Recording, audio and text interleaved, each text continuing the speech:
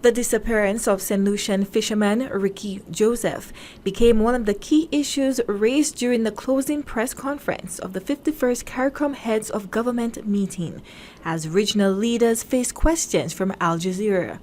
The international reporter spent the week in St. Lucia investigating Joseph's disappearance. His family believes he may have died during a reported United States military strike in February, but no evidence has confirmed that claim. With no body recovered, police continue to treat the matter as a missing persons investigation. New CARICOM chairman and St. Lucia Prime Minister Philip J. Pierre was asked what justice would look like for Joseph's family if the allegations were eventually proven.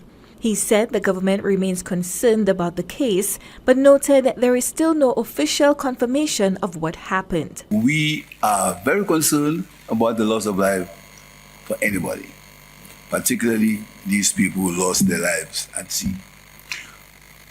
We've requested information from the United States, and we've not got any information as to what happened. As I speak, we still consider it a missing persons case, and our own law enforcement are trying their best to see if they can decipher what happened. But as far as we're concerned, the United States have given us no information on that issue. Pierre was also questioned about claims from Joseph's relatives that they have had limited direct contact with government officials since he disappeared. The Prime Minister rejected suggestions that the government had ignored the family's concerns. Let me assure you, these families are our people, you know. Yes, sir. They are my people, so I'm very concerned about them. I'm sure more than you. They are my people, right? I'm very concerned about them. But all I can tell you, I can only tell you what I know. And what I know is we have not got any information from the United States. That's all I know. But I'm very concerned about them. I'm sure I'm more concerned about them than you.